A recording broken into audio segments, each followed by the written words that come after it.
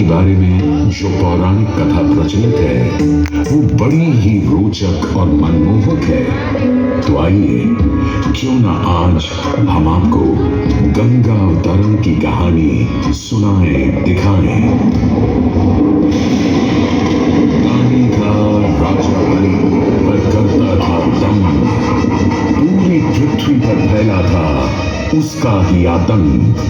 उसके आतंक को रोकने विष्णु ने धरा एक रूप, 52 अंगुल का बौना बनकर पहुंचे जहां था भूत।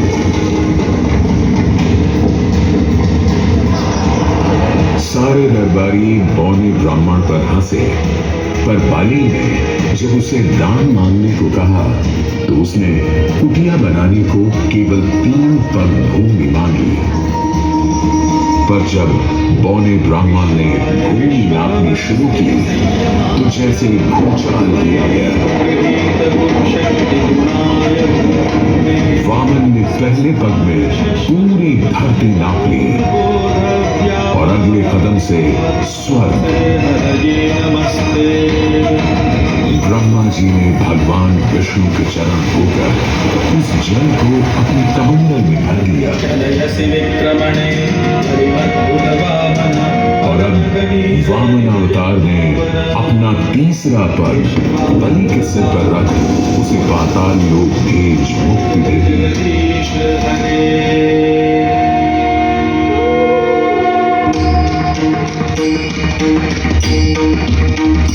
अब स्वर्गलोक में भगवान ब्रह्मा जी ने जब चरणामृत में हाथ डाला तो वहीं से निकल आई चंचल निर्मल धवल गंगा जी। पवित्रा किंतु चंचला, आज से तू मेरी पुत्री और नाम तेरा गंगा।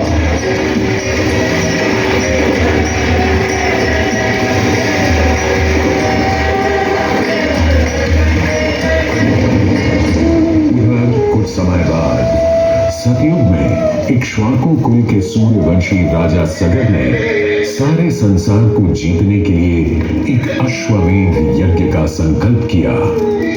सुने सुने सुने, सब सुने, यह चिन्हित पूजित धवल अश्व जहां भी जाएगा वो भूमि राजा सगर की मानी जाएगी।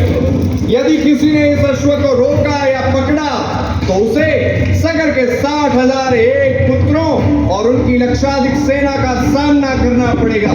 सुने सुने सुने। भूलोक में सगर का अश्व अजेय अपराजेय बढ़ता जा रहा था और स्वर्गलोक में बढ़ती जा रही थी देवेंद्र इंद्र की दुविधा। डरकर वो अश्व को रोकने की युक्ति लगाने लगे।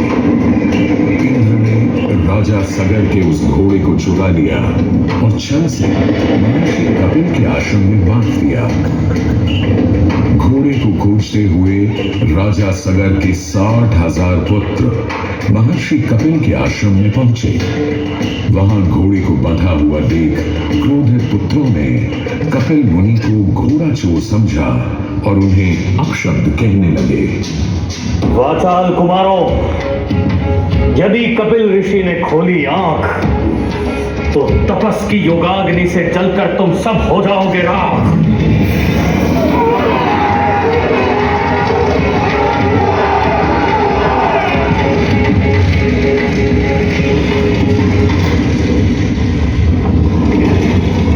उधर सगर थे चिंतित, न अश्व का पता था न पुत्रों का कोई समाचार। पिता का दुख देख पुत्र अंशुमन चल पड़े खोज पर। जब महर्षि कपिल के आश्रम पहुंचे तो देखा अश्व को और साथ ही अपने 60,000 भाइयों की भस्म को। महर्षि से की क्षमा याचना और पूछा तर्पण का उपाय। तुम्हारे भाई थे घमंडी, अविवेकी और अभिमानी। भस्म कर दिया उन्हें मैंने जो उन्होंने मेरी नहीं मानी। गंगा जल, केवल गंगा जल ही दे सकता है मुक्ति उन्हें जो भस्म हुए तुम्हारे परिकर। अंशुमन को अपने भाइयों के तर्पण के लिए गंगा को लाने का बहुत मन था, किंतु किसी को राजधर्म भी तो निभाना था और राज भी चलाना था। देखते देखते 7 पीढ़ियां गुजर गईं, पर 7 पीढ़ियों के बाद समय आने पर राजकुमार भगीरथ ने राजा बनने से साफ मना कर दिया।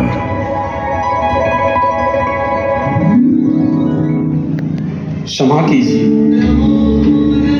क्या ये आवश्यक है कि राजा का बेटा ही राजा बने? मैं पहले तपस्या करूं और फिर ब्रह्मा से गंगा को मांग कर पृथ्वी पर ले आऊं और फिर उनके पावन पवित्र जल से अपने 60,000 पूर्वजों का सब पूरा भाई है ना, अर्पण करूं। पूरा भाई है। दिन वर्ष बदले, ऋतुओं की हवा बदली, नदियों के किनारे बदले, किंतु नहीं बदला भगीरथ का संकल्प, गंगा उदगम।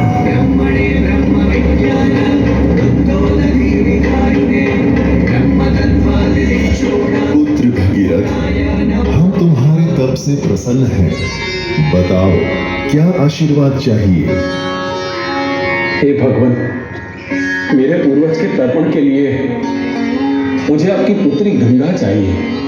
तथास्तु।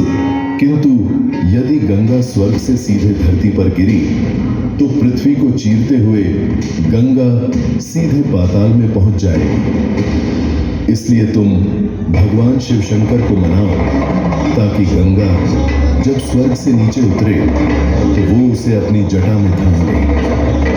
अब भगीरथ ने एक अंगूठे पर खड़े होकर भगवान शंकर को मनाने के लिए शिव शंकर का जाप शुरू कर दिया।